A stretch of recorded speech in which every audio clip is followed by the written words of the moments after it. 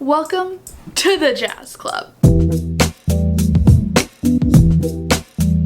I know I'm a little more done up than usual, but I was really bored and decided to do this to my face, so we're just gonna leave it at that. Great, moving on. The purpose of this video is for me to argue a point across, and you're gonna sit here and listen. That is the law of YouTube. Once you open a video, you can't close it till it's over, so you have to watch the whole thing. Understood? Great. Here we go. So we're currently in the middle of an election season. Voting is right around the corner.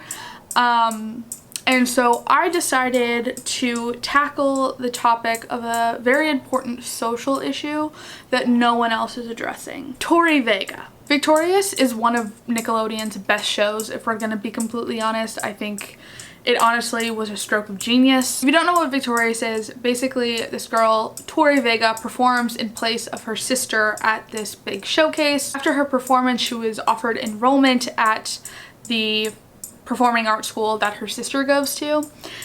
She accepts, and the whole show is basically just her finding her way, I guess. Upon going to the school, she meets a bunch of friends and goes on crazy adventures. Other than maybe a few continuity errors, like the whole prom thing,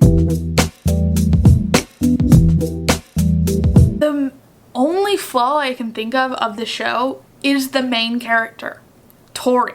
She's awful. Other than Tori, every character is pretty complex and has a very interesting background. Because it's a children's sitcom, there can't be too many longer overlapping storylines. For example, the only three that I can think of within the show are Tori being the new girl, Beck and Jade breakup and everything that follows, and then them getting back together, and then the kind of will they won't they of Kat and Robbie. Let's talk about the characters. I'm gonna talk about Tori last just because there's so much to unpack there, but we're gonna go over the rest of them. And actually, as I'm doing this video, I think I actually did it in the order that the characters are introduced. Editing Kaylee, am I correct? Uh-huh. It's me again. I just wanted to let you know I chose the song for that title card purely based on the title. It's called The Fur Parade. The Fur Parade. That's why I chose it. Starting off with Trina, I think she is one of the best characters, easily, definitely in my top 3. She's talentless, but has absolute star power. Why, anything could happen to a woman like me here in Chicago. I don't think anyone could write a better character with conflicting personality traits. She's just amazing. It's almost cartoonish how bad she is though, which I don't think is a bad thing. It serves for many comedic moments. If you do bring her talentlessness down to a more realistic level, it's way less of a question how she got into Hollywood arts, which actually served as a whole conflict for an episode, was how did Trina get in, which is personally one of my favorite episodes. Then we have Andre. There's so much to say about Andre that it really boils down to him being the best character. He is the best friend. He writes every song and they all slap. I'll give you my song, these words to you, singing what I feel, my soul is true. Jade, when kind of listing off her friends, she doesn't mention Andre because she doesn't have anything to critique. We fight so much, even our friends don't want us around. Tori's not my friend. I only tolerate Robbie. No one likes Trina, and Kat's basically a pet. Then we have Kat, which once again, a super talented character. I'm not sure if that is because how the character was written initially, or if it was because Ariana Grande playing Kat, it kind of just developed her into a multi-talented character. Take a look at her re-audition. But it's a 5-minute audition. Action! Just marry me. But I'm supposed to marry somebody else. You know you don't want to be with him. I don't know what I want anymore. I think you do know. Hey!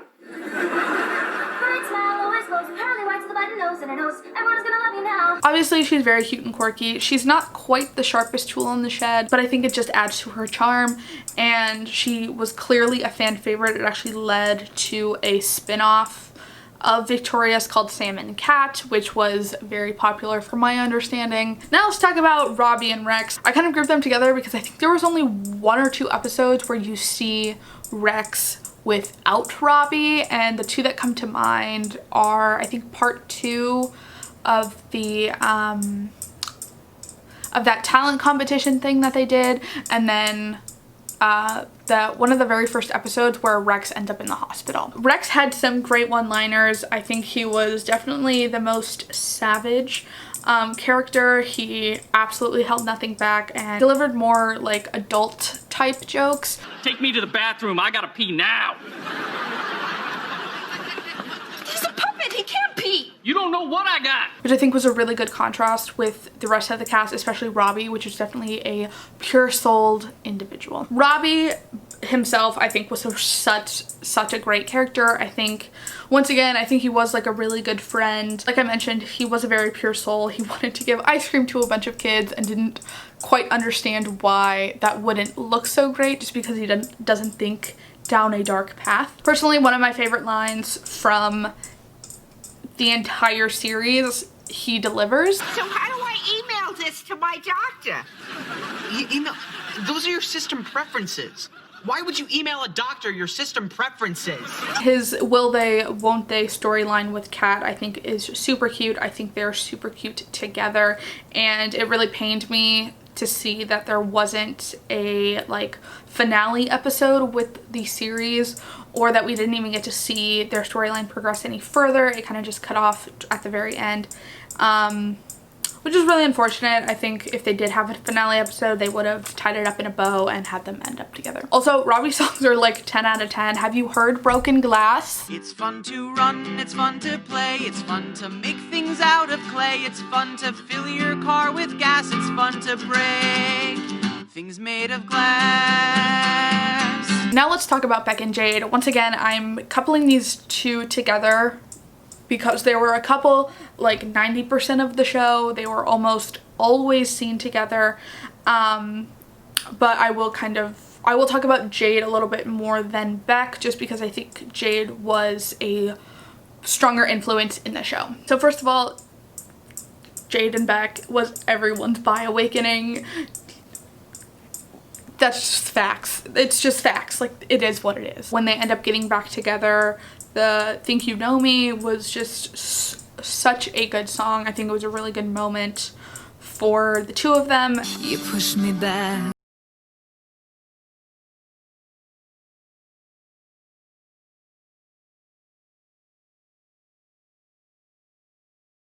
Liz Gillies, she's just super talented. Let's leave it there. Just continue on with Jade specifically. I think she had definitely some character development. Probably the most noticeable, at least for me, was her just completely hating Tori, which, by the way, I think she had every right to hate Tori. She kissed her boyfriend in the first episode. Towards the end of the series, they become kind of friends. At least Jade does start to respect Tori a little bit more. This was your big chance, so for me to go out there and I can't do that to a friend. Now let's talk about Tori Vega. Although the series goes on for 3 seasons, the whole idea of her being the new girl never ends. There's an April Fool's episode that they have in season 3, and that's when Tori figures out that they don't really do anything for April Fools. The whole idea of Tori being the new girl just, I think, drags on way too long, just because that honestly was her only personality trait. And Tori, her main purpose was to, at least in the first episode, was to serve as a segue from like a normal high school setting to a performing arts school type setting. The worst thing about Tori is she is just as conceited as she is humble, and it makes no sense. It is so annoying it's completely inconsistent, and it just makes for a terrible character. It would make more sense if at the beginning of the first series she was humble and kind of was figuring out her way, and I think it would have been really interesting to like see that and her develop different talents and skills, but she doesn't develop any skills except for maybe one, and that's art or lights and whatever the fuck in this episode, this thing. Flirty cat, hands. 1, 2, 4. Strike the palm tree! Run, woman! Every other character except for Tori seems to know their own strengths and like know their place. Tori doesn't. She, like I mentioned, she's equally humble as she is conceited. She's always like, oh no, I can't do that. Like when talking about something she has the skills for and she is, you know, possesses the talent for, that always turns out to be the case. Then she goes off to do stuff that she's absolutely not qualified to do. Hence the whole Beck falls for Tori episode. I think the show would have been a lot better if it was either written better, was written off the show, or she just didn't freaking exist. And I think the best two options for a main character for Victorious would either be Andre or Trina. Andre, obviously, he's the best friend. Everyone fucking loves him. He was just be all around a really great main character. But also, I think Trina would be a really interesting character. Obviously, if she was maybe written just slightly less annoying, she would have fit really well into like that main group of friends. I think it probably would have been actually a really interesting like 1 episode, 2 episode like little storyline of her kind of being mean to Andre at first. She's like, oh, I got paired with Andrew Harris or whatever the fuck she said, and then going on to them working together really hard on this song and this performance, and then them kind of bonding and, you know, kind of being friends. I think that would have been a really good possible storyline. But obviously that didn't happen, and since the first jumping off of the pilot episode, I think they could have written Tori better. Shouldn't have been as humble as they wrote her to be in some episodes, but not in other episodes. Again, I think just her writing was just bad for some reason. She made it into a performing arts school. Clearly she has some level of talent, and it was just annoying how much she just ignored to recognize her own self-worth, I guess, in a sense, which is quite damaging for young female audiences. And once again, it brings it back to sometimes she's just overly confident, and not in the way that Trina is, but in a whole other way where it was kind of just to serve a purpose of getting into like bad situations. Once again, calling back to the whole Beck falls for Tori episode when she tries to be a stunt double. I don't think the writers or the producers were bad writers or bad producers of the show, just because the show was really good. It was just the main character that was so bad, and I don't know why. If someone at Nickelodeon could explain to me the thought process behind Tori Vega, please explain that to me. I'm so confused. But you should have done a better job writing her. Maybe not to confuse the rest of the planet on why she's so freaking awful. Okay, we're done. We're done with that. I'm getting a little too heated. I love Victorious. I think it is a really, really great show. But Tori was a problem. Anyway, so the jazz club's closed. Thank you for kind of listening to this rant. Bye.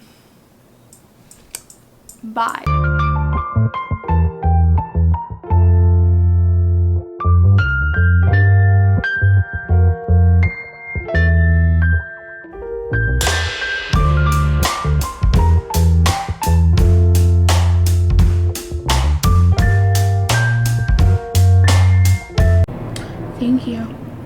I live by an airport.